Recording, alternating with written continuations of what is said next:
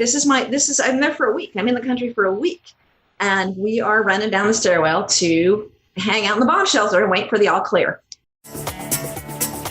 Hi, I'm Brilliant, your host for this show. I know that I'm incredibly blessed. As the son of self-made billionaires, I've seen the high price some people pay for success, and I've learned that money really can't buy happiness. But I've also had the good fortune to learn directly from many of the world's leading teachers. If you're ready to be, do, have, and give more, this podcast is for you.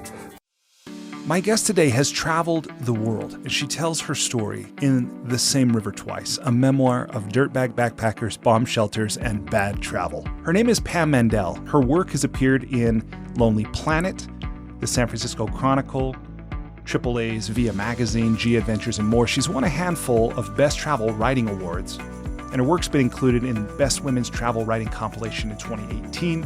You can learn more about Pam by visiting her blog, nerdseiview.com. What a great URL. I hope you enjoy this conversation with my new friend, Pam Mandel. Pam, welcome to the School for Good Living. Thank you. Thanks for having me. I'm so glad you're here. Pam, will you tell me, please, what is life about? I've been thinking about this, and I think life is about breakfast. Okay, I've heard a lot of answers to this question, but I've never heard breakfast. Tell me more.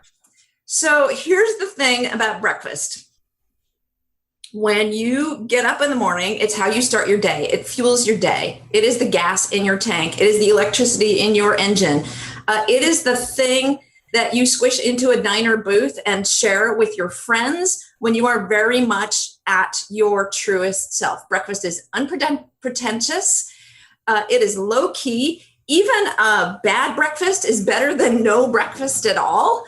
So it's one of the few meals that you can go eat out and that restaurants rarely screw up. You rarely get a bad breakfast when you go out.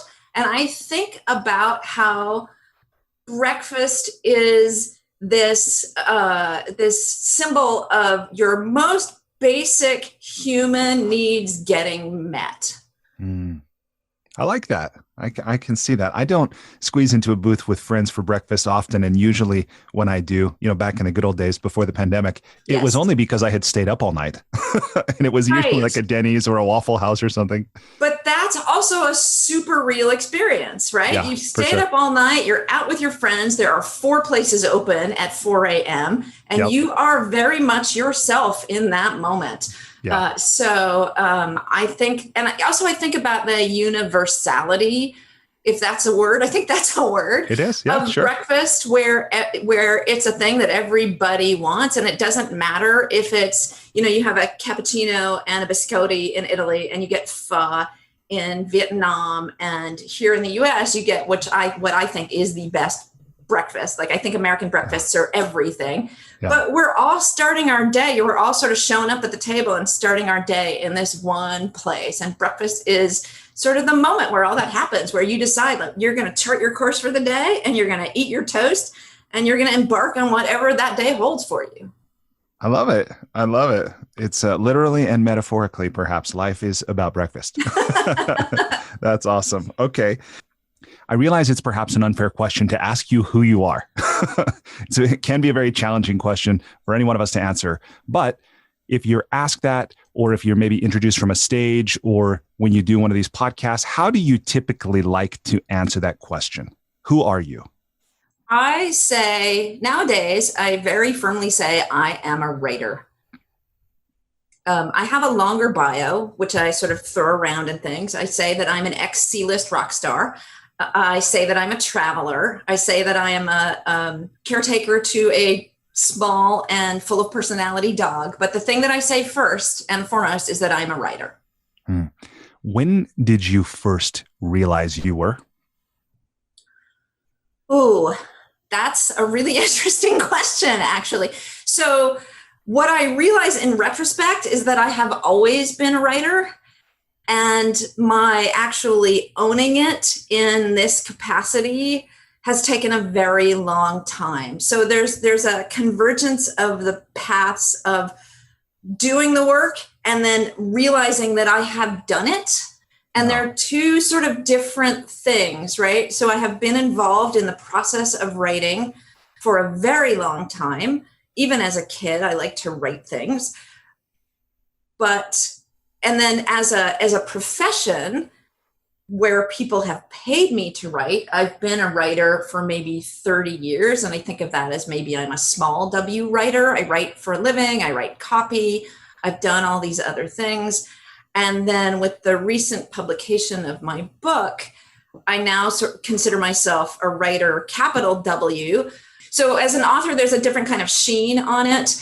And that's not in any way to diminish the sort of small W work of being a writer, because that's how I've made my living for almost 30 years now. So it feels different. There's a different sort of flavor to it. And it feels more like saying I'm an artist. Mm-hmm. I'm an artist who is a writer, who is an author, but I still like to sort of distill it all down to like I'm a writer, because I'm almost always a writer, and the kind of thing I am writing varies from day to day. Yeah. I understand that you once wrote Captions for Microsoft. That was part of your writing. Tell me about that. Yeah. I was a caption writer for Encarta, which was the online, the CD-ROM encyclopedia. It was my first job I think it was my first real job as a writer. And I would show up, and in my inbox would be this stack of photos. And some days they would be pictures of geologic features around the world. And some days they would be a stack of political figures from African nations. And some days they would be plants. And my job was to caption the images that would live in the articles. I loved that job. It was a great job. Super strict character count, right? I had to write to very strict rules. They had to be factually accurate and engaging and pithy, which is a word I love, because I had to explain a whole lot of information all at once about a single image. What great practice. Reminds me of Hemingway with the limitations on the telegraph. Yeah. Right. Yeah. Or I remember reading a story about Ray Bradbury where the only typewriter he had access to worked on dimes. So he had to learn to be very concise and economical with his language. Right. The other thing that I love about it, when I think about it in retrospect, is, Twitter is such a big thing now. And I spent a year and a half training on how to use Twitter. Wow. Before Twitter even existed, because I worked as a caption writer. That's great. Yeah. So the book you've written, I finished this book last week and I really enjoyed it. It wasn't the kind of book I normally would pick up. I don't read a lot of memoirs or travel writing, but this was both and more, I think, right? The book, The Same River Twice, a memoir of dirtbag backpackers, bomb shelters, and bad travel. Who did you write this book for and why?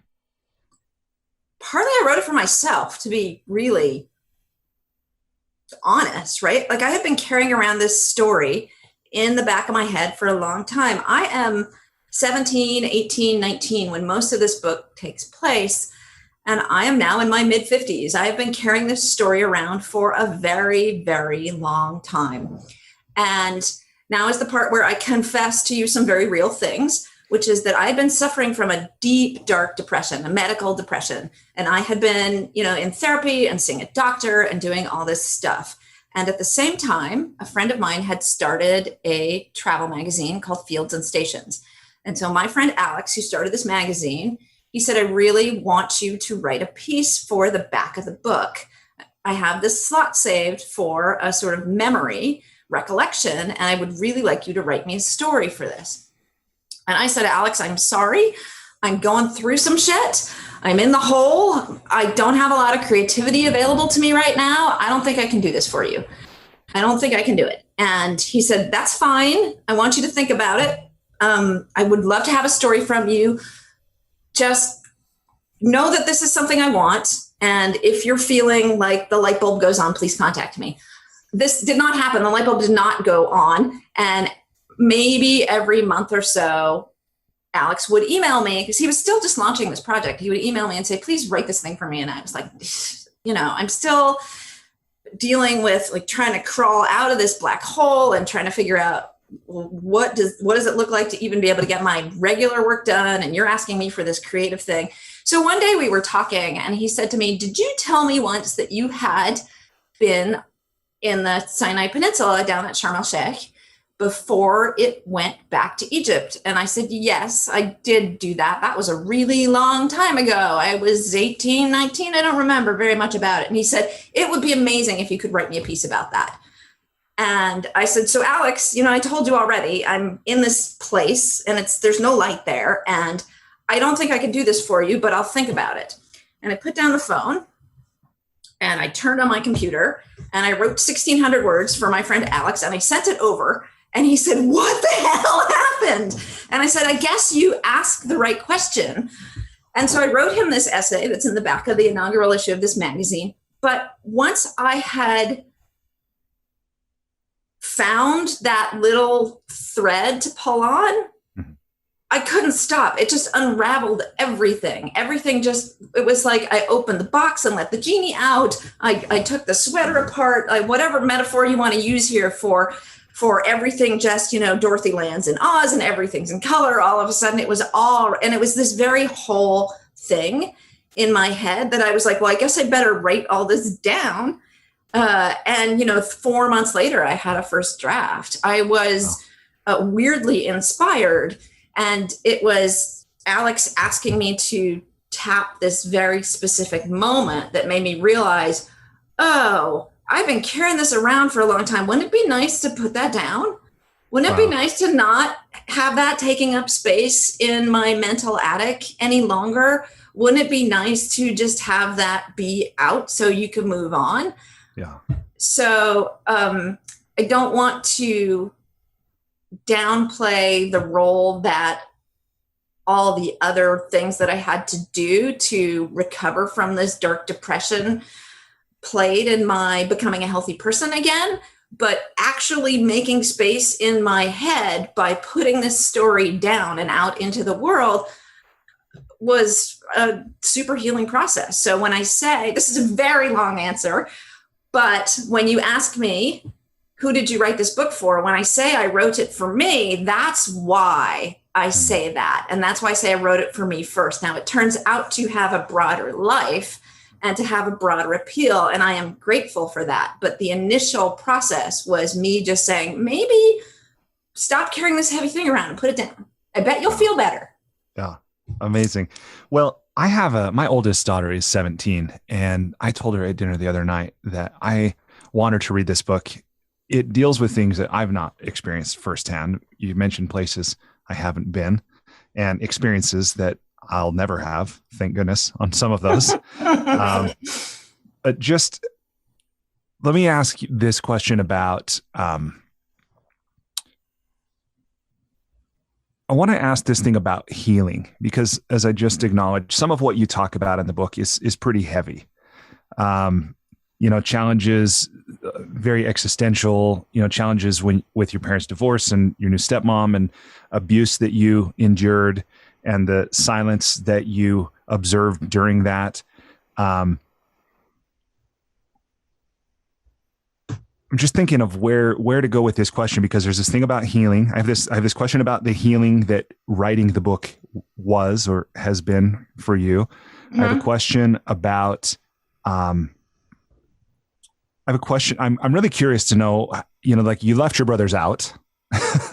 Yes. And I understand your dad died before the book was published. Yes. So one of my questions at some point here is about how did you write about people? I don't know if Alistair is Alistair's real name, but right. So you've changed names of some people and so forth. So I have this question about how you wrote about people, because I imagine that could be very challenging. Where should we go? Where should we go with the conversation? This is a lot to unpack. Yeah, for sure. Let's talk about and I want to acknowledge too what you've said about depression, because I understand it's something I've experienced, been diagnosed with officially, which I like and don't like.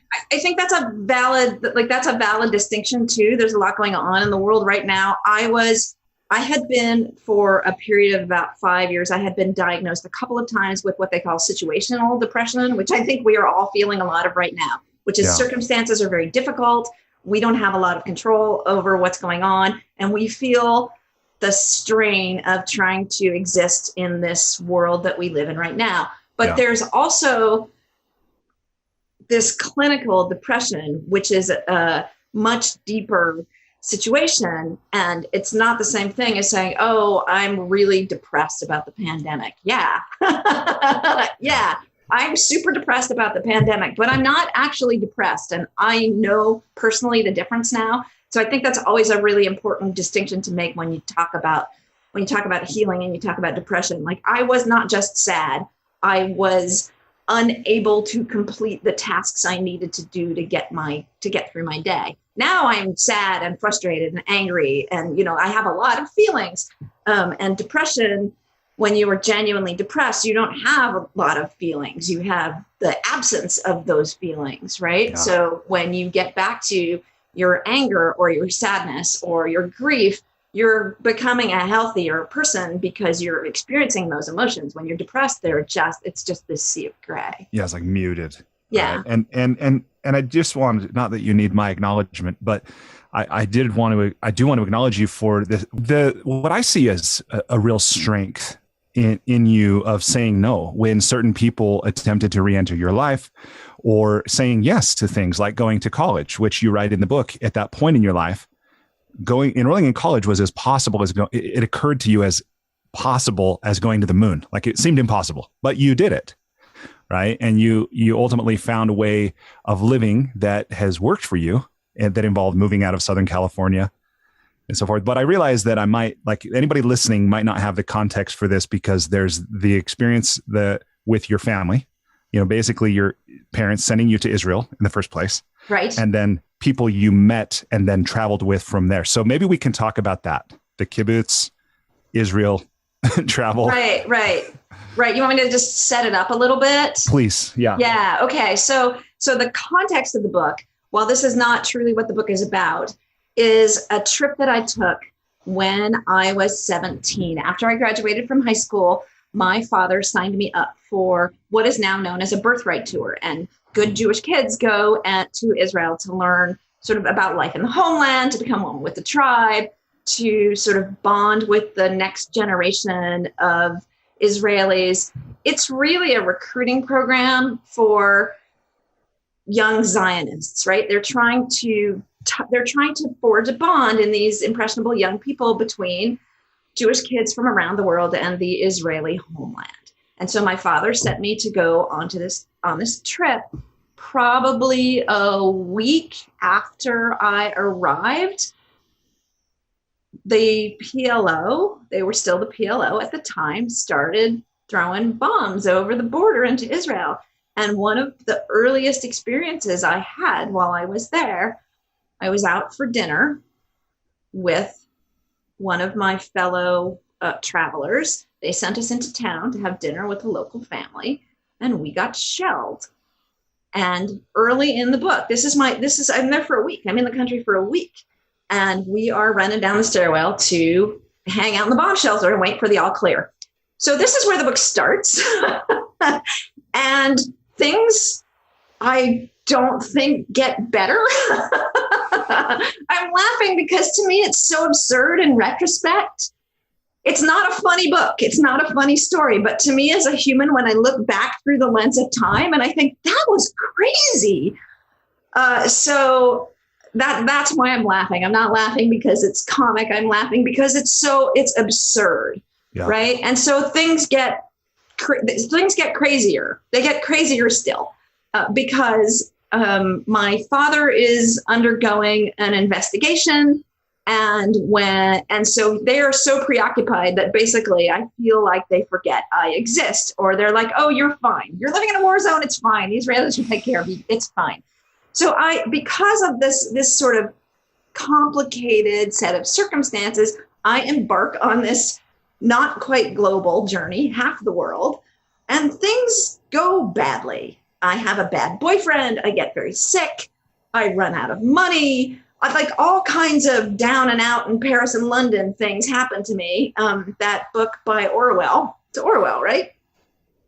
I hope I'm right about that. I'm pretty sure it's Orwell. So all kinds of down and out in Paris and London things happened to me, except I like down and out in Karachi and New Delhi instead. And yeah, that's what the book covers. This like things just progressively get worse. And towards the end, I'm like, this is, what am I doing? I can't keep doing this. This is, and there's a tension, which I understand in retrospect. And I still understand as a person who has terrific wanderlust and loves to be in the world. There's a tension between the insanity of adventure and doing sensible things. Yeah. And eventually I sacrificed the insanity of adventure to do the sensible thing. It's really remarkable because in some ways it's so romantic. This idea of traveling with nothing, being just with your boyfriend or a partner, not like having a loose itinerary, surviving by your wits, having this destination in mind that's like, hey, Paris, Athens, and then we'll see. Yeah. Yeah. Right? Yeah. So there's aspects of it that I think our lives, there are literally millions of people now sitting at home wishing they were engaged in, but how often we do set off on some sort of adventure and then we wish we were back home or somewhere else. And even when you did come home, so you describe some of these challenges. And then, well, let me ask about this as one challenge, because it was a challenge it was a challenge that persisted with you, which was the abusive relationship you were in. Right. Will you talk about the challenge that was and how you survived or dealt with that?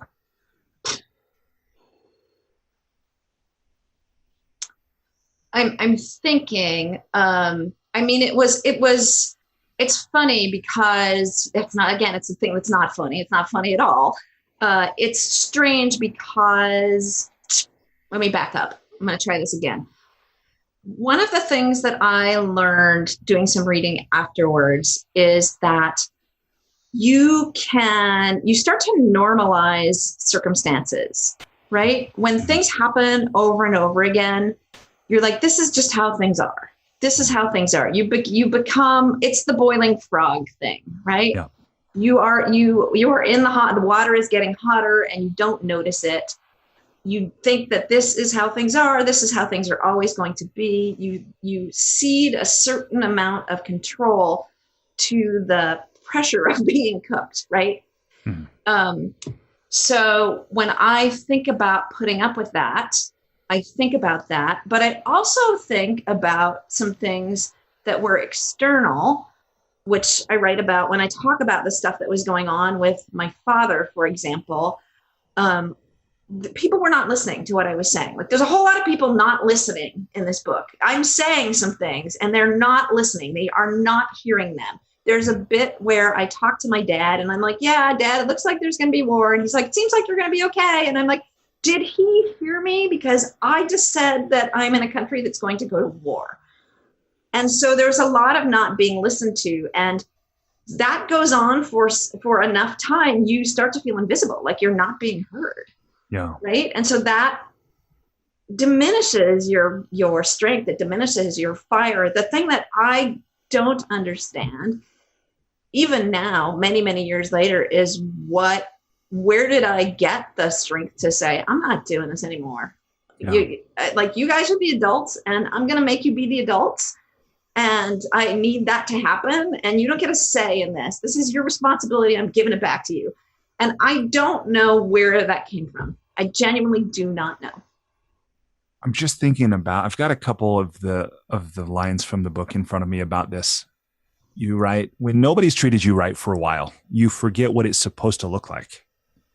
Right. And then you also write, also being treated badly is embarrassing. It feels like you must have done something wrong. It feels like it's somehow your fault because nothing about it makes any sense. It's unbelievable too.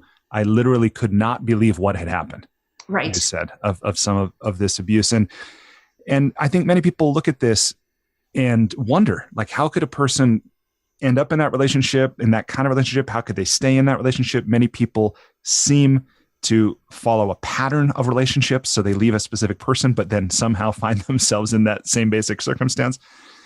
And I don't know if this is, I don't know if this is related to the depression or the healing or anything, if this is part of what you wanted to express and kind of get out of your head or put down, so to speak, through having written it. But what's your take on it now? That, I mean, like you said, this was like 30 years ago. So you've been carrying this for a long time. My take on which part of it specifically? So on the idea of, okay, so I'm asking because let me go to this part. You write in the book near the end of the book, I know why you are silent.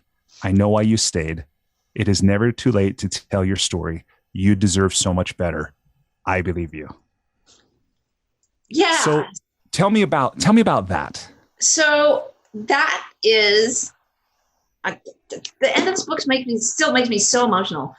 That is what I needed to hear when I was so much younger, right? If somebody had said, "Oh, you deserve better than this," I understand why this situation is difficult for you to get out of. I get it. I get how you got stuck here. Mm-hmm. Let's get you out.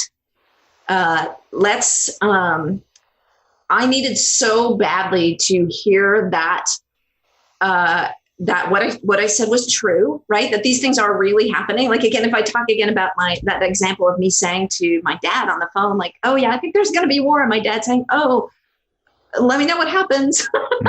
Right? Mm-hmm. That's crazy. Like, that's not listening. So anybody who's carrying around this kind of experience, this kind of story, I think the reason they don't get out or what makes it difficult to get out is it's not just the shame. It's that they are not heard, and your voice gets smaller and smaller through the course of living in this kind of experience. It becomes harder and harder for you to speak up, and you don't think you're going to be believed, and you don't think you're valued. And so saying like, "I believe you, you deserve better." Like, I'm saying that to myself back through time first and foremost. But I'm also saying it to really, like, just like I said, to anybody who needs to hear it, right? Yeah. Like, this is a thing that I learned. So I didn't embark in writing this book thinking that I would become a voice against domestic violence, for example, right? This is very surprising to me.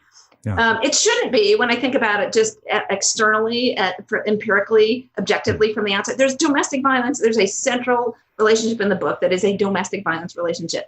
But I looked this up recently, and it was something like, what was it? Like 1 in 4 women have suffered from domestic violence. And it was higher for men, but it exists. And the thing that I thought when I saw that was not, "Oh, that's too much." I mean, of course it's too much. 1 in 4, 25% of women should not be experiencing this. And I forgive me for not fact checking this before we talk, but it's an outrageous statistic. Yeah. And then the thing that I thought was that statistic is based on stories they know. Right. Right? That statistic leaves out the stories that are not told. Yeah. And so it is higher. I guarantee you it is higher because I am that statistic. And I carried it around for almost 40 years. Yeah. So if we don't encourage people to drop these stories into the world, they don't get told, and these things don't get fixed. Yeah. Yeah. And hearing you, wonder of where did I get that strength, to leave that kind of relationship, to change my circumstances. I think there's something really beautiful in that I think of that, the quote I heard from, I think it was Grace Lee Boggs about, "We are the leaders we've been waiting for." Right. Yeah. It's like you became in some way, perhaps, the parent you didn't have. You were able to parent yourself or to be the adult or whatever. And what I hope is that we all have that capacity to be the one we wish we had as our caregiver or our teacher or nurturer, whatever. And you were able to do that. And I think it's just a really beautiful example. One of the other things, though, that I think about also, I mean, that's a beautiful thought. And I like that idea a lot. But one of the things that I think about also is that one of the things that threads through this book is that strangers were unfailingly kind on my adventures. They were generous. They gave us beds. They fed me. They helped me out. They were the people that I wanted them to be, and they were what I wanted everyone to be. The people who are problematic in this book are people I know. They were not strangers, and all of those strangers were beautiful guidelines or models for what things could be like. Right? Their generosity, their kindness, their willingness to help in weird little circumstances, even something as simple as picking me up when I was hitchhiking and asking me, like, why are you out here hitchhiking alone, girl? I got to make sure you get to where you're going safe, right? This is a thing that happened a lot, right? That these, here I am 17, 18, 19, and I'm hitchhiking by myself. And these middle-aged men would pick me up and be like, what are you doing? If my daughter was out here, I would be so angry. Where do you need to go? I'm going to see you to the door. Right? Wow. So there was also the sense that those people exist and are possible, right? I was constantly being given examples from strangers in the broader world of the goodness that people can provide. Yeah, I think that's beautiful too, because it's so easy to look at the news and think like everything is wrong and the world is full of terrorists, or, and there is, of course, a lot of division, and, there are people who will hurt you if they have the chance and things like that. But I think by and large, to go travel the world and have these experiences, I had the opportunity to visit Egypt 20 years ago. So it's been a while, but I was out in places that tourists don't normally go, and people would occasionally come up and in English say, where are you from? And I would say the United States, and they would say, welcome to Egypt, and then leave. Like that was it. Right. And it was, so I mean, even those little things that help me dispel this idea that like everything is wrong and foreigners are bad and, things like that. It's a super joyful thing. I was on a safari in Kenya and Tanzania. This is 5 years ago now, maybe more, might be coming up to 7. And often people would ask me where I was from, and then they would say, how's Obama? Like I knew him. In Kenya specifically, they were so happy to meet an American, and they would, like, there was some kind of universal connection to me, to the White House, and I would say, I think he's okay, I guess, But it was this very welcoming, joyful, sometimes a little bit teasing, right? Like, but good natured, generally very, very good natured. Yeah, that's great. Yeah. Well, so let me ask this before we transition to the enlightening lightning round. 2 last questions in this section. One is I know you probably touched on this a little earlier, but how is your life different now that this book is published? It hasn't been out that long. It came out in November, and so I'm still experiencing, I'm on your show. That's new. But there are new people coming into my life because of this book, and I love that. So that's exciting. But in general, I feel like it's still unfolding. Like it's too soon for me to answer that question. I do seriously feel lighter now that it's done. There's literally, I feel like I cleaned out the attic, right? And so that's great. But it's not even been 6 months yet. So I feel like I'm still learning what it means to have this book out and to have told this story. Okay. All right. Well, then with your permission, I want to go ahead and transition us to the enlightening lightning round. And we'll talk about writing and anything else you want before we wrap up. Cool. Let's do it. Does that work? All right. Awesome. Okay. Again, this is a series of brief questions. You're welcome to answer as long as you want. But right. My aim for the most part is to simply ask the question, stand aside, and keep us moving. Okay. Okay. Question number 1. Please complete the following sentence with something other than a box of chocolates. Life is like a... Well, I have to say it's like a diner breakfast. I'm sensing a theme. Okay. Question number 2. Here I'm borrowing the famous investor and technologist Peter Thiel's question. What important truth do very few people agree with you on?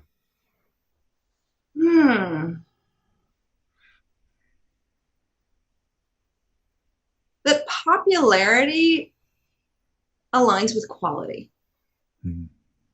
Okay. Question number 3. If you were required every day for the rest of your life to wear a t-shirt with a slogan on it or a phrase or a saying or a quote or a quip, what would the shirt say? Wow, right now I want it to say, wear your mask. Yes. Okay. Question number 4. What book, other than your own, have you gifted or recommended most often? There are 2 that I just can never get out of my head. Oh, there's a third one. Shoot. So there's the book that I loved more than anything as a kid was Alice in Wonderland. I think of that as being the first travel book I ever read. She falls into the rabbit hole and then all kinds of crazy thing happens. She has all these adventures. She meets all these characters. I believe Alice in Wonderland to be a perfect travel book. And that is absolutely my favorite. My second one is 100 Years of Solitude, Gabriel Garcia Marquez, which is so poetic, so beautiful. The writing, it gives me goosebumps every time I read it. And a thing that doing a lot of travel has taught me is that magic realism is just realism. If you pay attention, all kinds of crazy things are happening in the world around you. And Marquez presents these things as somewhat magical. And I wonder, in retrospect, if he didn't see a lot of this stuff firsthand in his life, because I have seen some things. And I think, did I see that? Yeah, I saw that. That was real. So 100 Years of Solitude. And then recently, I guess it was last year, I read this book, Sharks in the Time of Saviors. That's Kauai Strong Washburn. And it's about Hawaii, but it is about so much more. It is also very much a magic realism kind of book. But Hawaii is one of my favorite places, and I've spent a lot of time there. And I've spent time specifically in the town that this family that he writes about calls home. And when he writes about these magical things that happen there, I feel like I believe that they are true. I love that book. I think everybody should read that book. It's remarkable. I'm waiting for the movie. That's fun. Yeah. I would definitely check that out. I haven't heard of that one. So good. Oh my God, so good. Awesome. All right. Well, thank you for that. Question number 5. This one's about travel. So feel free if this one expands a bit because you have so much experience with travel here. But the question is, what's one travel hack, meaning something you do or something you take with you when you travel to make your travel less painful or more enjoyable? So the standard bit of advice, which I still try to hold to, is half the stuff, twice the money, right? This is pretty old school. Half the stuff, twice that. You do not need to carry that stuff. And, I still screw up a lot of stuff. When I travel, I go to the airport. I've been to the airport on the wrong day. I've boarded the train on the wrong day. I've done all these things. And every time I make a mistake, I learn something new. So I really never sweat the mistakes. That's maybe not a hack. It's more a philosophy than a hack, which is not to worry about the logistic stuff that goes wrong ever. You can always get a toothbrush, almost always. Okay, always is a bit extreme. But given that we live in such a connected world now, it is so easy to resolve your problems that your problem goes away overnight. Less time, 10 minutes. You can fix your problems in 10 minutes. The other thing, which I hold to, is to always, always, always be nice to the service people, no matter what. And again, maybe not a hack, so much a philosophy, but anybody you interact with, you are a guest in their home. And I don't care if you're standing at the rental car desk or the hotel desk, or it doesn't matter. When you are traveling, you are a guest in someone's home, and you should act like it. Yeah. Well, that might lead perfectly to question number 7. I'm going to come back to 6, but what's one thing you wish every American knew? Be nice to everybody. No, that's not fair. What's one thing I wish every American knew? It's hard for me to distill Americans into every man. Maybe that's what I wish they knew. I'm sort of thinking out loud here, but one of the things that we experience as travelers when we leave our home country is that we knock up against these ideas about how people perceive Americans, right? People think Americans are going to be X. They think we are going to, I don't know, drive big cars, drink Coors beer, watch a lot of television, we're big in sports. These are all terrible cliches. No President Obama. For example. So they have all these, so we go into the world, we encounter these people, and they present us with their cliches about us. And we're like, but that's not me. I'm not that person. America is much more complicated than that. We're a nation of immigrants. We have a diverse range of religions. Our families come in a billion different configurations. All of these things, they're true everywhere. They are true everywhere. So when we step into the world, we have ideas about what it's going to be like in Vietnam, say, but our cliches are wrong. They're always wrong. They may be true for a tiny sector of the population or even a majority of the population, but they are just as complex as we are. So I guess this is a long way of saying that I wish all Americans did not oversimplify their view of what exists outside of our home country. Okay, thank you. Question number 6. What's something you've started or stopped doing in order to live or age well? So I just started swimming again. And I had been a swimmer when I was in college. They put in a brand new Olympic swimming pool my first year in university, and it was in California. So it was an outdoor pool. And I used to swim every day at lunch. And in November, I guess it was last year, I started going to the gym regularly. Now we lost that. The one thing that was left to me was the pool. The pool is considered safe. Apparently taking a chlorine bath kills the COVID. So I've been swimming half a mile 3 times a week. Wow. And it's great.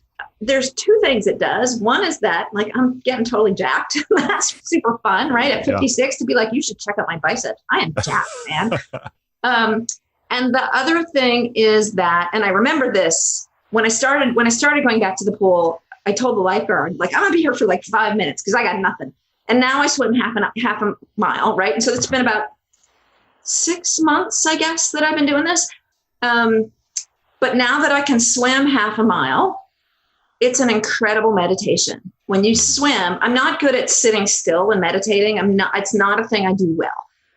So that idea of like sitting and centering, I do yoga sometimes, and I've tried to make my mind shut up, but it runs around. When I get in the water and swim laps, the hive of bees inside my head settles down and I just swim. And that has made me feel like, oh, I'm in it for the long run. So it's really helped. Yeah. And I think that there's a reason when you go to the pool, it's full of old ladies, right? They're like, this is what we're doing. We're here.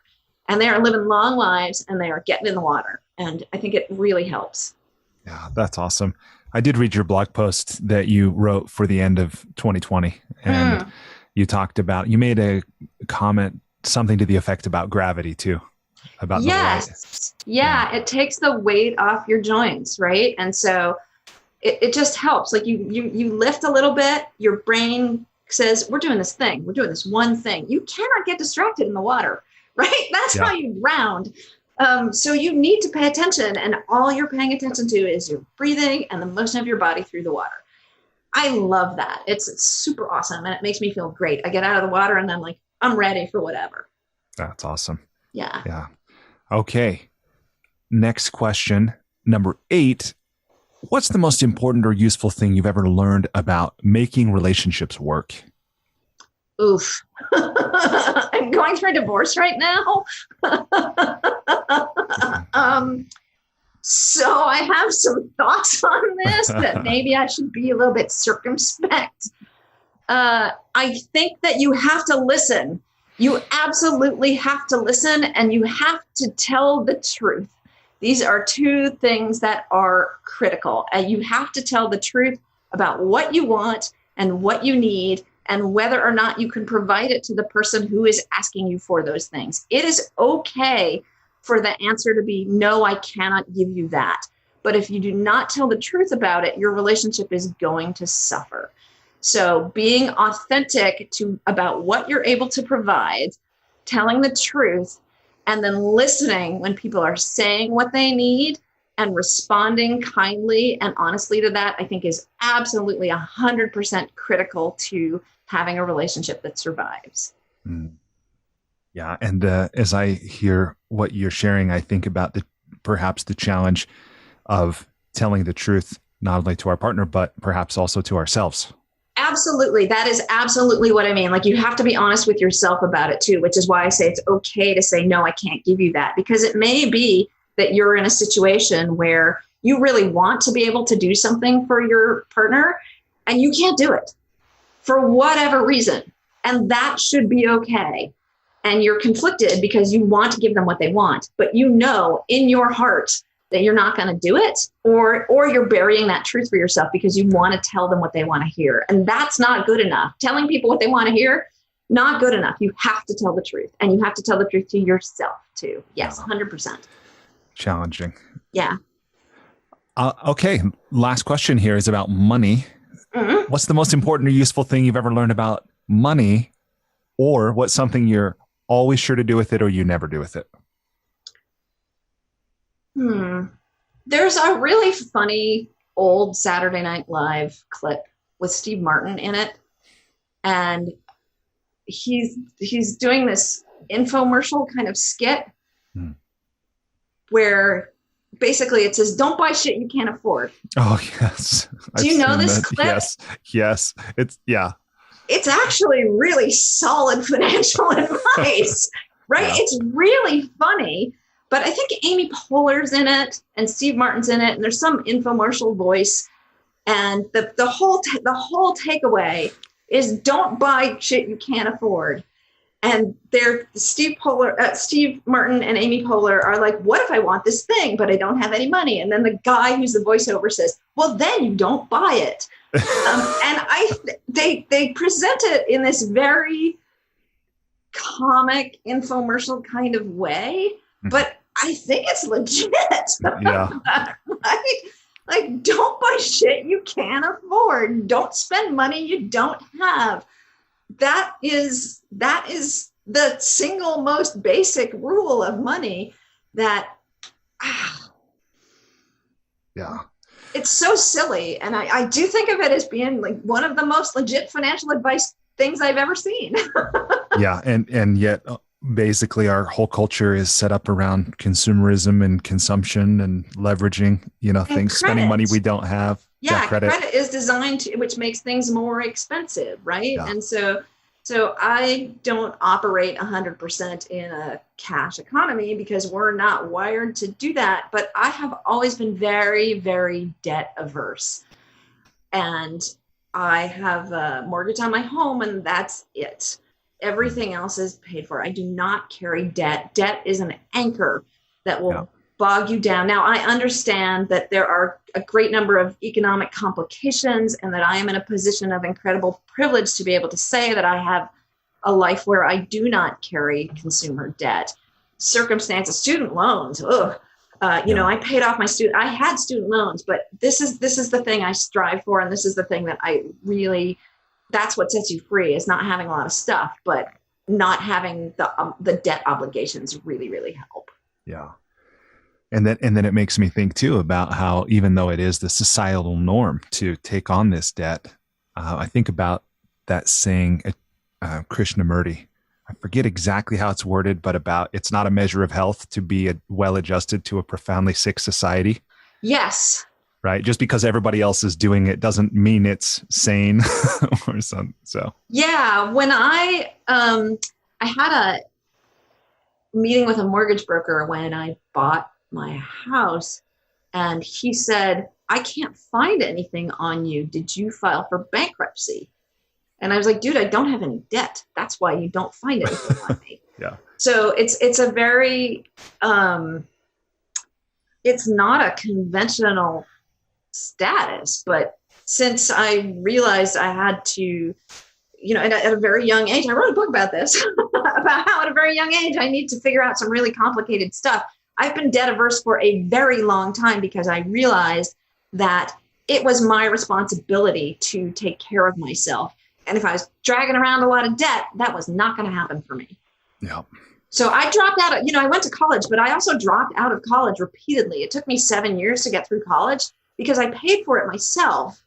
And I would attend a term and then I would run out of money and I would be like, oh shit, I can't pay for this anymore. And I would go get a job for a while and I would save up enough money to go back and do another term.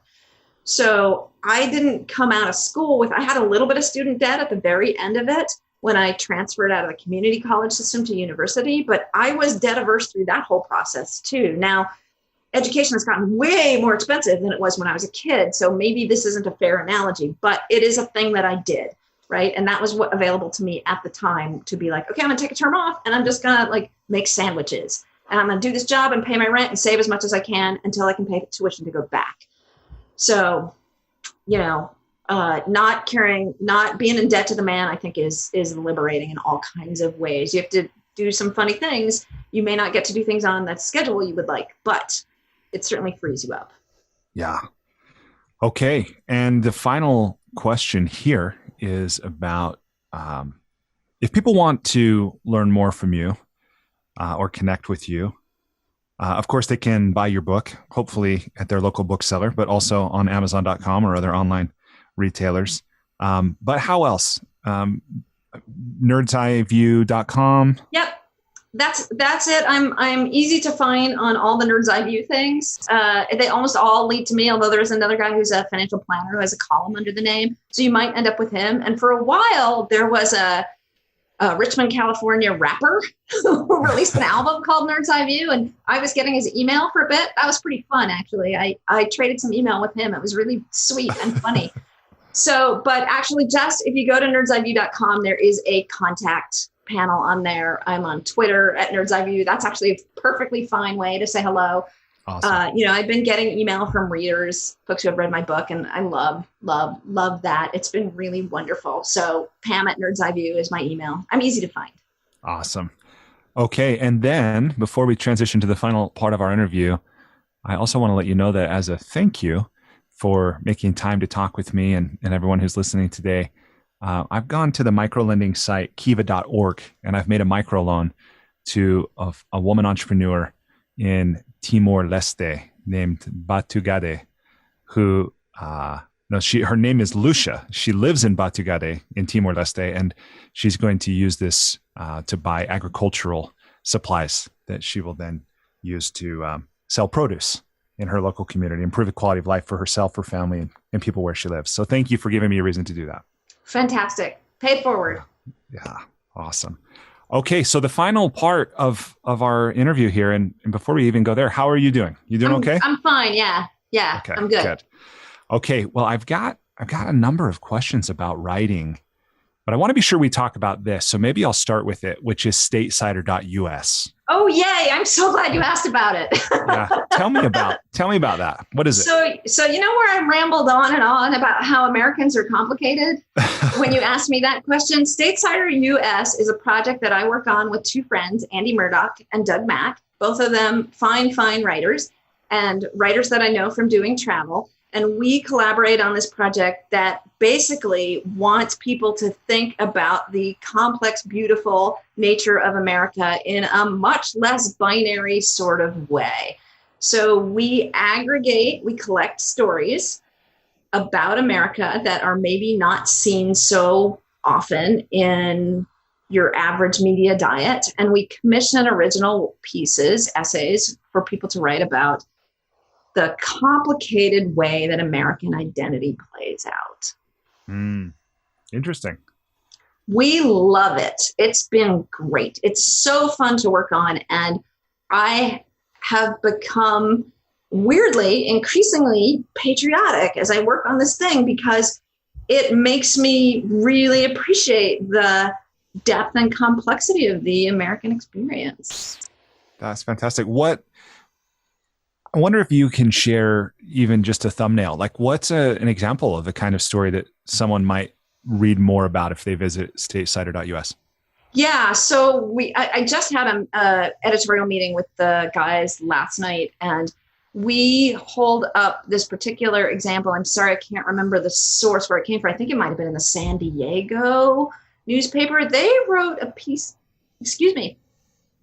There's a story in there about these Punjabi long haul truck drivers. So they're second generation immigrants to the US. And they do these long haul routes in these trucks. And the truck stops have evolved so that they're feeding, so that you can go to these truck stops and get Punjabi food. Wow. Right? And so there are a million things that I like about that. One is that it makes you want, like, what's a Punjabi person in the first place, right? Like, what is that? That's not something that maybe we know about thinking like on a regular, it's not a regular archetype that we encounter. It's specific, not general, right? Punjab is a province, state in India, so it is a very specific region. There's a certain type of food that they like to eat. How is it that they're in this occupation that we have a lot of American mythology about, right? Truck drivers there is a mythology around the American truck driver.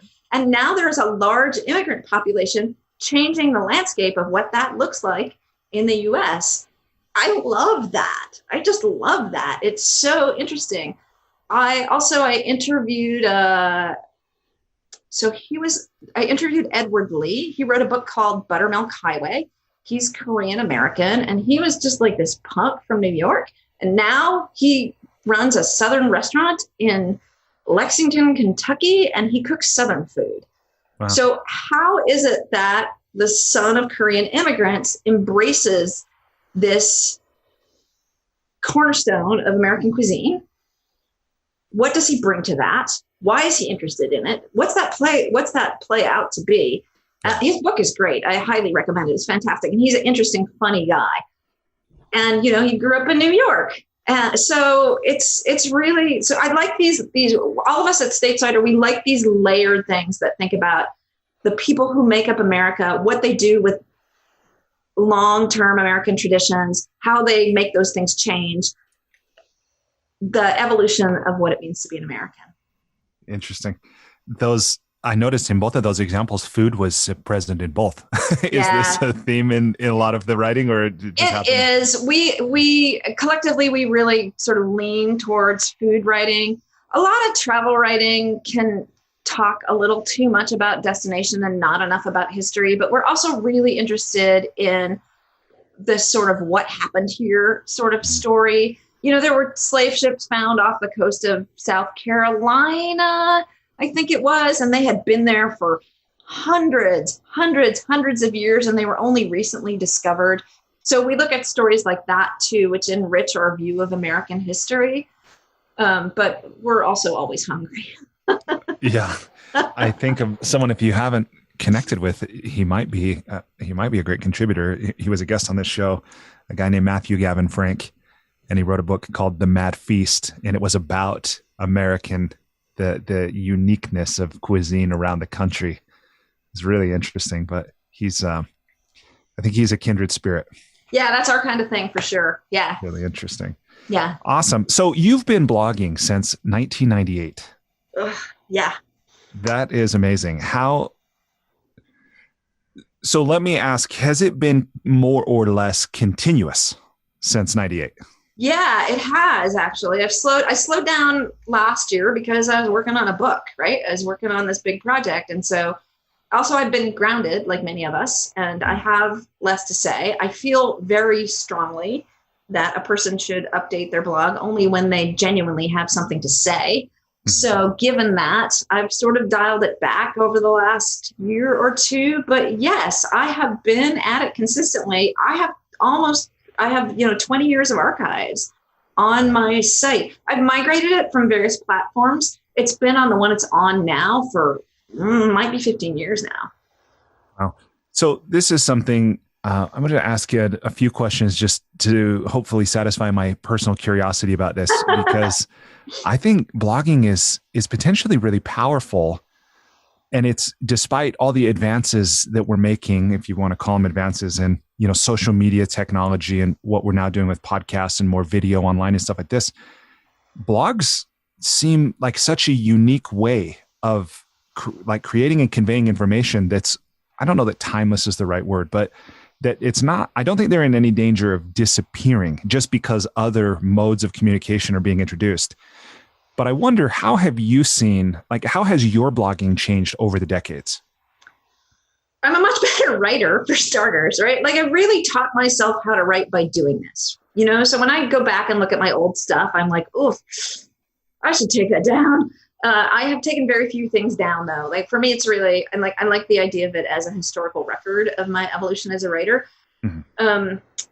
So for me personally, just the mechanics of the writing have improved. I've also become more transparent over time. I share a lot more things, and that is in direct relation to the rewards I've received for being increasingly more transparent. It's been every time I have posted about something deeply personal, I'm met with this wellspring of affection and support and kindness. And so the more honest I am in what I put out there, the more my community responds in kind. And so I'm somewhat less fearful of telling the truth. I think is what I want to say. Yeah, I'm really glad to hear that, because I know so much of what takes place online, that's not cat videos or unboxing videos. It seems that there's a lot of really mean-spirited things, the trolls and the haters and, people who are criticizing each other. But I'm glad to hear that your experiences, as you share, like authentically and vulnerably, that people seem to respond to that. Yeah, like, really positively. There's definitely a seedy underbelly to the web. Absolutely. And we've just seen the results of that in Washington. But I have personally experienced very, very little of the kind of negative stuff that you hear about. And that does not mean it doesn't happen. I have friends who have really had their share of it. And perhaps I am just not important enough to harass. I don't know, right? I don't know what the game is. I don't really understand it. I have only had to report a person to Twitter's extremely unresponsive moderation tank once, right? Like I've only really been harassed one time on the web. I've had some very heated disagreements, but I would not say that any of them have been dangerous, harmful, any of that kind of stuff. I like to think it is because I am presenting a candid, authentic face, and I could be totally wrong about this though. So I heard you say that your view is that people should really only blog when they have something to say. Mm-hmm. One thing I wonder is, have you ever taken the kind of the approach of thinking through in like a formal way? Who am I writing for? What do they want to know about? Should I have an editorial calendar to which I attempt to answer their questions and help them solve their problems and so forth? Like, have you approached it that way, or have you just been like, hey, I'm inspired today, I'm going to rip off a blog post, like fire off a blog post? Right. So it depends on for my personal blog, I know who I'm writing for exactly because they tell me. Uh-huh. Right? Like they are real people. Like there are very specific people. And I've been at it for a long time. And I actually just had an exchange with a woman on Twitter who I know was one of my readers 20 years ago. Her name is Marilyn.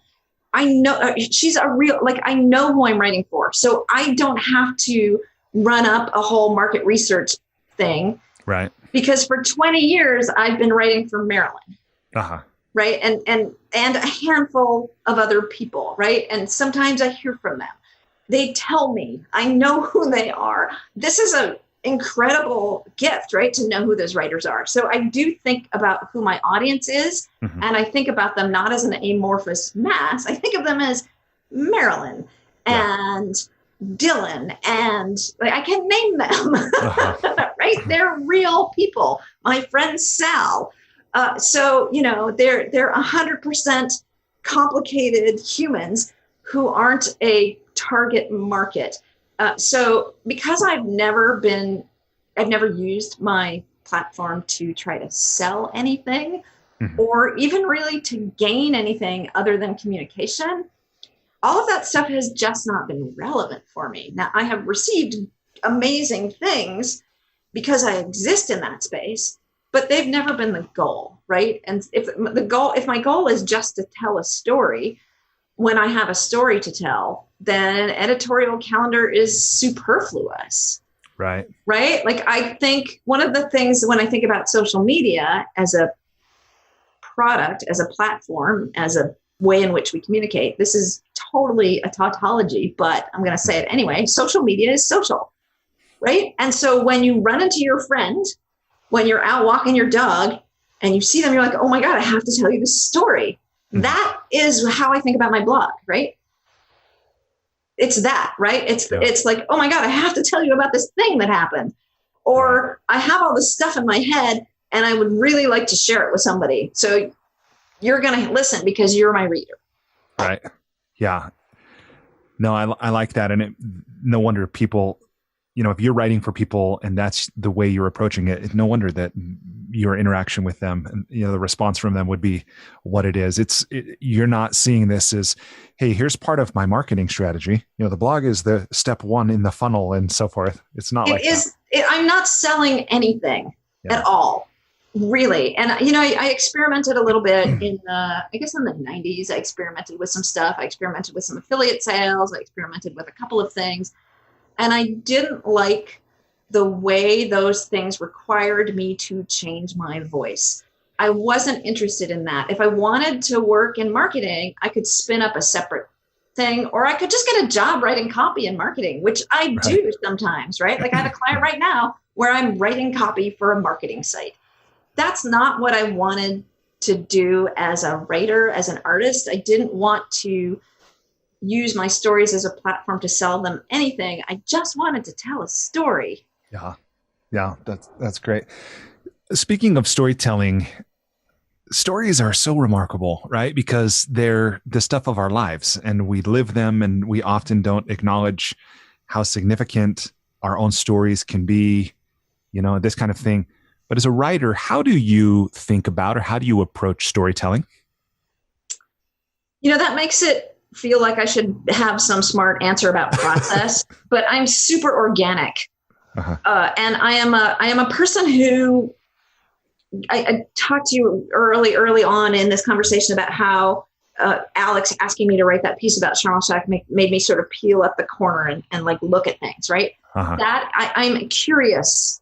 I'm very, very curious.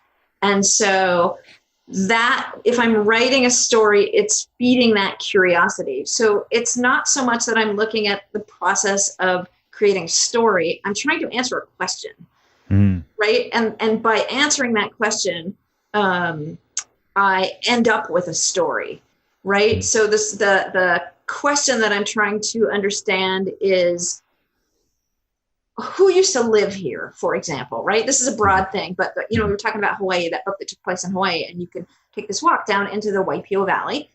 And I went and a friend took me down to stay the night down there. But as I was thinking about the Waipio Valley, I was like, well, this has been a farmland for a long time. Who was here? Oh, Japanese farmers were here. Who was here before the Japanese farmers, right? Like this kind of like, what happened here is often my baseline question, the question that I'm trying to answer when I am writing a story.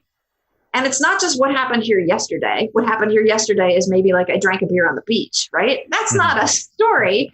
Right. What happened here yesterday in the period of the lifespan of this place was that the Japanese farmers are here. Why are the Japanese farmers gone? Right? Where did they go? So I'm very interested in, I'm always trying to understand the history of a place or how it got to be the way it is. And that's the process. And so I guess there's a fair bit of research that I do. I do a lot of reading. Reading is writing, Yeah. Yeah. That was one thing I loved in reading The St. River twice, about the books you were reading. And I loved that as you were traveling, you were reading books about travel. Yeah. And now I really like to read fiction that's written by authors from the place I'm going, for example, or narrative that's written by people who have been there. Like I really like to read about the place I'm going while I'm there. I read a book called The Tree Where Man Was Born by Peter, I'm not going to say his last name right, Peter Matheson. He wrote The Snow Leopard, but I read this other book of his while I was in Africa, and it was so fantastic because he's writing about this bit about being out in the bush and there being lions, and I'm hearing the lions roaring in the night, and there is this sense of them, these great writers teaching me how to write about the place while I'm in it. And so I like to sort of stew in that and have that be part of what I'm experiencing while I'm in a place. It really informs the work I'm doing. Yeah, no, that makes sense, because I don't think it's always obvious or that we always think of it, but writing is always a product of place in some way. Right? Yeah, I think so. It takes place in some place. The act of writing, the act of reading, it has that and so forth, which I do have a question for you about travel writing. I know it's its own genre and category and so forth, but at some level, writing is writing. But how do you think about travel writing? This is a super complicated question that I spend a lot of time thinking about. Okay. So there are a couple of things. There's writing about place, which if you're not from that place is often travel writing. There's commercial travel writing, which is you should go to this place and do this thing. And this is what that's going to be like for you. And I've done guidebook work, and that's what that is, right? That's commercial travel. That's travel writing when I tell you how to have an experience in a place. There's telling a story about some stuff that happened to you when you were in a place, which is kind of what my book is. But the stuff that I like best when it comes to this broad genre of travel writing is where the setting is a very important character in the narrative. The setting in my book it's all really important, that these things are happening in these places, but the story's not about the travel. It's about something else. Right? So maybe the story is about, did you read The Orchid Thief by Susan Orlean? I didn't. So she goes, it's an amazing book, and they go knocking around looking. There's a lot of travel in that book, but it's really about this crazy dude who steals orchids, right? And so the travel, I want the travel to be secondary. That's what I'm trying to say. Forgive me for taking so long to get there. What I want is for the travel to be the thing that moves the reader through the story, but not the main thing. I don't care that a writer went somewhere ever. So what? Right? What happened to them when they were there? What did they learn? What did they experience? How did their view of the world change? All good writing isn't about just like what the writer's doing. It's not a what I did on my summer vacation thing. And I think travel writing can fall in that when it's not good. It falls in this like what I did on my summer vacation thing. It has to transcend the notion of travel purely, right? When I wrote this book, I was wondering where it was going to sit on the shelf. Like, is it going to live in memoir? Is it going to live in some chick lit section? Like, where's it going to live? And I'm not surprised that it ended up in travel, and I'm not sorry that it did. But to say that it's a travel book is to do it a disservice to put it purely in this notion of the idea of it being purely about a journey. Yeah. Right. So, and that's not to say also that, you read Shackleton, that's travel writing. It's insane what they went through, right? You read that book, South, and it's like, that's a travel book, but it's also a book about a remarkable survival at the end of the world. So Yeah, I'm rambling a little bit because it's like I think about it a lot. Yeah, I can see that there's plenty of nuances in that for sure. Yeah. I'm curious too about your work as a freelancer, because as you know, very few people, there's many aspiring writers, but very few who actually have the talent, the courage, the perseverance to make a living doing it. And I know that freelancing, it has its own set of pressures and considerations. And I wonder if you'll speak to what are some of those and how do you manage them? How do you overcome them? Right. So I'm freelance mostly because nobody will give me enough vacation. Right. So again, I have this sort of terrible wanderlust. And so it was really hard for me to think about the idea of taking a job where they were going to give me 2 weeks vacation, 3 weeks vacation, a year, this kind of stuff. So I was like, that's not going to work for me. That traditional model is not going to work for me. I can't do that. I can't be held down like that. That's going to make me crazy. So that's the underlying reason why I'm freelance. The challenges of it, are numerous. One is that I have to constantly look for work. I have to find things to do. I have to find ways to pay my bill. I have to find clients, I have to do all this stuff. But my not so dirty secret is that much of my work is as a technical writer. And that's how I pay my bills. People get this idea when you talk to them about being a travel writer that you're swanning off across the planet and writing beautiful newspaper columns and ending up in, the back pages of shiny magazines and stuff. And I get to do that. I've been in the seat back pocket on your airplane, but chasing that stuff down all the time is exhausting. And also a lot of it is just writing copy, right? It goes back to that when we talked about what travel writing is, how you do a thing in a place. If I'm going to write about how you do a thing in a place, I can make a lot more money describing how you use a tool to do a thing. Yeah. And so I split my work. I split my worlds. And I work on technical projects where I describe how you do a thing in a place. And that thing is very technical. And that allows me to be a little bit picky about the kind of work I pick up in the travel space and to pay my bills because it pays a lot better than being a freelance creative person who's selling occasional travel essays on my meditation retreat, for example, right? And it's not, again, that they're just, publishing is kind of a mess. And to be liberated from that allows me some possibilities. I'm really, again, when you talk about how I had this gig doing captions at Microsoft, that was very much your standard copy, but that opened a world of opportunities for me because I got to put that I worked at Microsoft on my resume in the 90s. And just to be clear, I was never staff. I did not make a fortune on stock options. I was just a temp. But what happened was that all these other things, like writers are valuable in all kinds of spheres. It's not just the words on your screen were written by someone. Yeah. When we log into Zoom to have this call, to have this conversation, and your engineer uses his tools to edit this, the instructions on how to do that were written by somebody who's just like me. And that's where I make my living as a freelancer. And this other stuff I do as sort of passion projects on the side. Right on.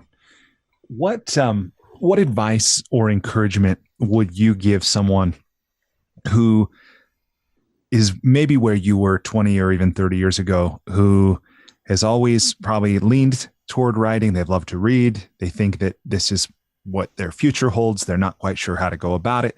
Maybe specifically they want to write a book. So what advice or encouragement would you give to someone who wants to be a professional writer and maybe also who wants to write books? Right. So those are two really different paths, just to be clear. Writing a book and being a professional writer, like they're very different projects. There are so many jobs for writers. I don't think I knew that when I sort of accidentally fell into it. That gig as a caption writer was very much an accidental thing. I was working retail, selling art supplies. I went to art school and I was selling art supplies. And a friend of mine came to work one day and he was like, my mom's at Microsoft and they need smart people to come and work on this thing. Do you want to test in? And I was like, what? Sure, because I'm making minimum wage working retail, right? So I went and took a writing test because I was good with words, and they hired me to work on this project. And it just became my career just sort of fell into this path that, allowed me to do a lot of other interesting things. So I think that it's possible when we say we want to be writers, we are limited in the vision of what that looks like, right? We think of it as being a very specific thing. Now, if you had 20 years ago, I would not have said that. I would not have expected to say that I was making my living writing instructions for a very complicated project management tool, right? Mm-hmm. Which is one of my clients right now. They do this very complicated project management tool, and I write the how-tos for that. And I wouldn't have connected the dots between being a writer and that. So I think I would advise that people expand their view of what it means to be a writer, because that makes things possible. And it does not mean that you have to sacrifice the creative things at all, because I haven't. But it does mean that you get to do more than write for poetry magazines for $25 a piece, right? Yeah. You still get to work as a writer.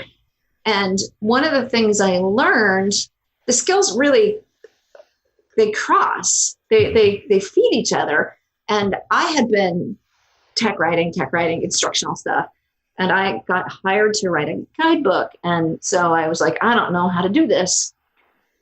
And I embarked on this trip to go write this guidebook. And about 3 days in, I realized that I was just writing instructions on how to do a thing. And I knew exactly how to do it because I had been training on how to do it for my 10 previous years as a technical writer. Like, give them the key information, make it easy for them to understand, tell them what they need to do, right? It was the same thing. The words there was a little bit more room for decoration, but the process was the same. Yeah. So, you feed the curiosity, you make it simple, and you think, what does that mean to be a writer? We have this very specific idea. I watched a bunch of movies in the 50s from the 50s about artists, right? You watch these men, they're all this very specific type of artists, right? They're always like wearing a beret and living in Paris and, smoking having a cigarette. Smoking cigarettes and running out of money, but somehow they have a tab at the bar, like this very romantic view of what it means to be an artist. But it's not like that. It's one thing you do in an adult world. It happens for some people. It really does. And bless them. I envy them tremendously. But for most people, they have to find a place to fit that in their lives. And it doesn't necessarily have to be a tremendous compromise, because it can still feed the part of your brain that wants to be making things. Yeah. Well, I don't know how we've talked for an hour and a half and we haven't, and maybe this can be, I don't know how we've talked for an hour and a half and we haven't talked about the ukulele, but maybe maybe we can wrap up by talking about the ukulele. And then if there's anything that we haven't if there's anything that somehow we haven't covered that you do want to also talk about. Right. So tell me about the ukulele. How does it fit in your life? So sadly, my band broke up a couple of years ago, and we wouldn't be out performing now anyway. So I miss it every day. I miss making music with other people. It was crazy fun. But what happened was I went on this trip to Hawaii with my family, my mom and my brothers and the extended family. It was my mom's birthday, and we did this big family trip. And we went to Hawaii, and my brother had checked out all these CDs from the Library of Hawaiian Music. And we started listening to all this music when we were at the rental house. And this sound is everywhere in Hawaii. This particular sound is everywhere in Hawaii. And I just got the fever. And so I came back to the mainland after this trip, and I was like, yeah, I think I'm gonna learn how to play the ukulele. I think this would be really fun. I wanted to do something different. I just like, this seems like, I think I would enjoy this. And I started shopping for, I wanted to, buy myself one. I didn't have an instrument. I just got this crazy idea in my head that this was a thing I wanted to do. And these friends of mine were bugging out for the year. And I was standing on their front porch, and Anthony, the dad in this family, he came outside and he said, "Oh, hey, do you want this ukulele?" Wow. And I said, "Yeah." I actually do want that ukulele. How did you know? And then about a week after that, another friend of mine who had been taking music lessons at a music store in North Seattle came back from his lessons one day, and he was my neighbor at the time. And he said, I got this flyer for you for the first annual ukulele conference up in the North End. You should take these classes. So I registered for these classes. And at this class, the instructor said, oh, hey, you guys should all know about this thing called the Seattle Ukulele Players Association. And we meet once a month and everybody gets together to play. So all these crazy, like, the universe wanted this for me, right? The universe wanted this for me. And then a couple of years into that, one of the guys that I knew from playing with this club, and really we were just like summer camp, sing along stuff. He sent out an email that said, hey, my band we're looking for somebody who plays ukulele and can sing. We're doing this cover band project. It's fun and silly. Do you know anybody? He sent it to the list for the club. If anybody would like to come and try out, we're looking for people to come try out. And I was like, yeah, what the hell? I'm going to go try out this thing. So I went and I played with these guys for an afternoon, and they said, see you next week. And I was like, what?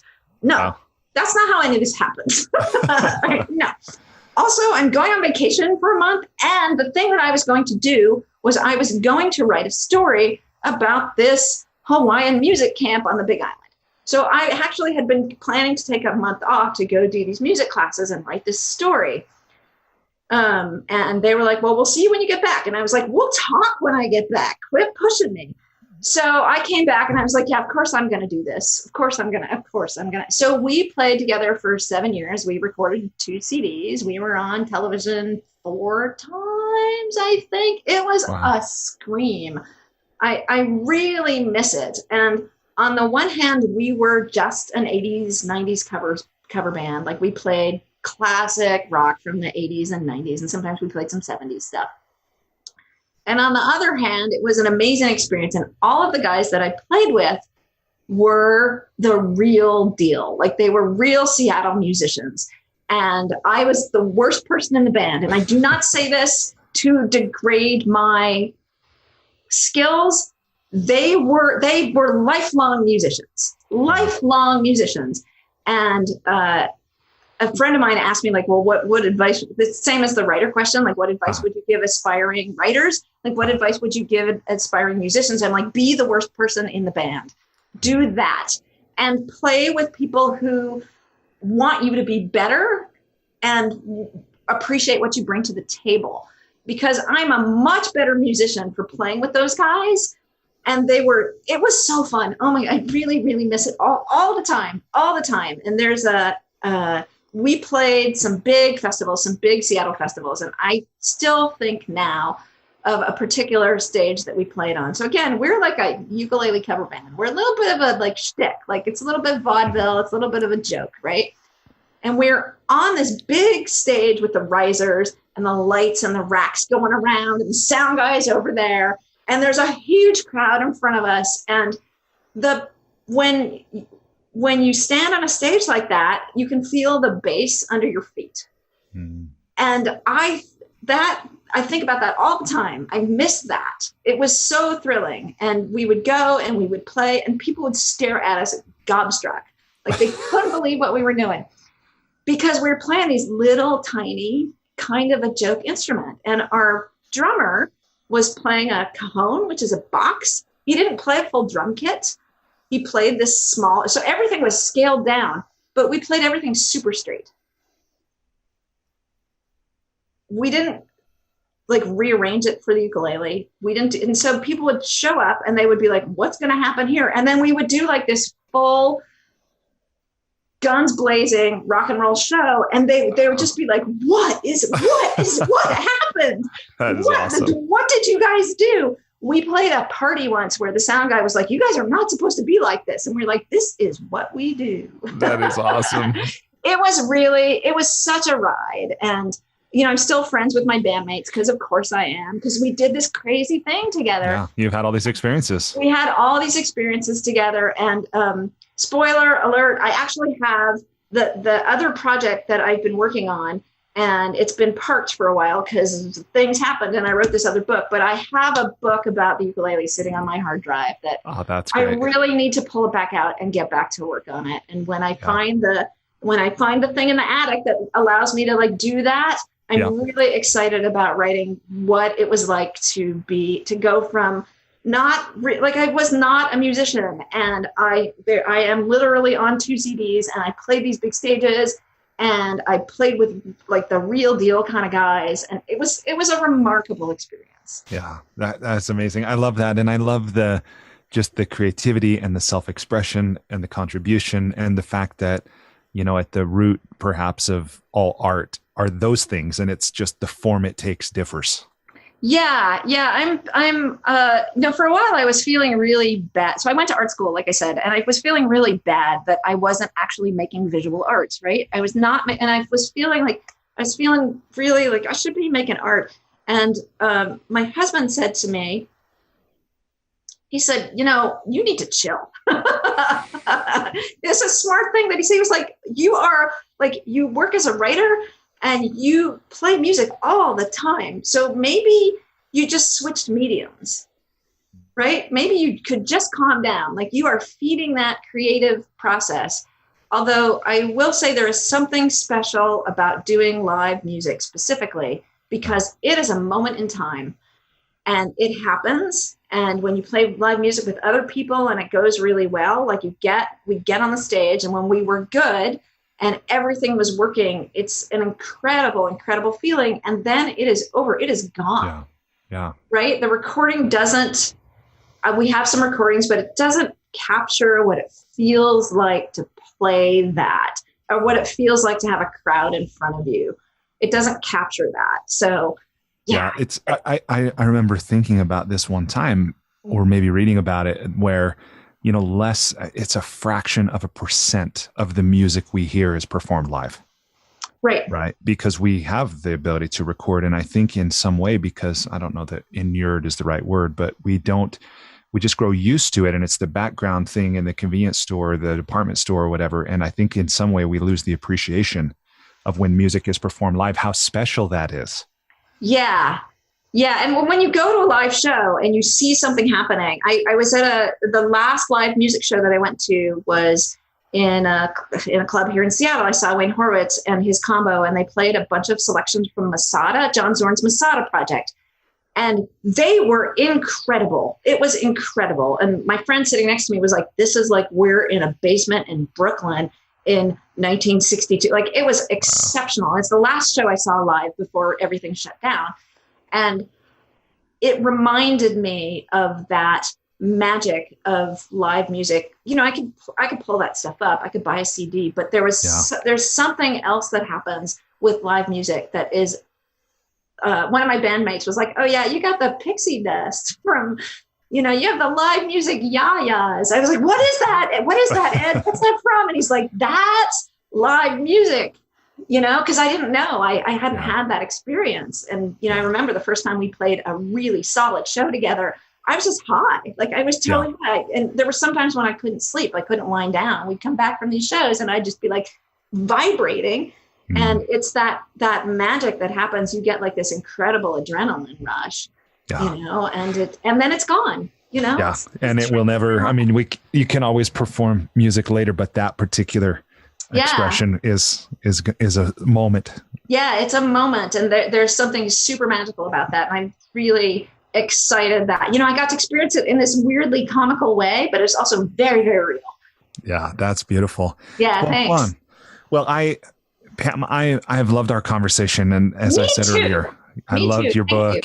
Oh, thank you. I know we've covered so much already, and we've gone a little over the time we said we would, but is there a final thought, anything that you would leave me and anyone listening with?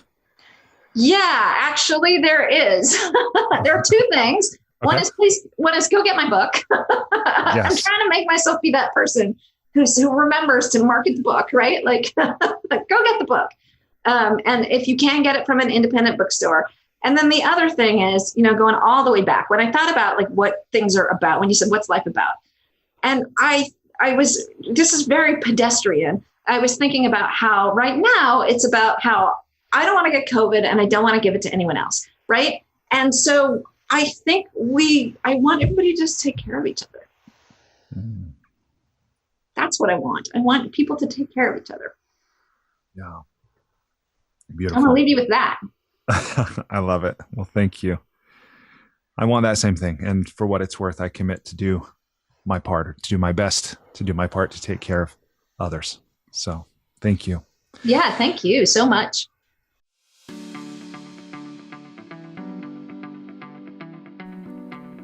Hey, thanks so much for listening to this episode of the School for Good Living podcast.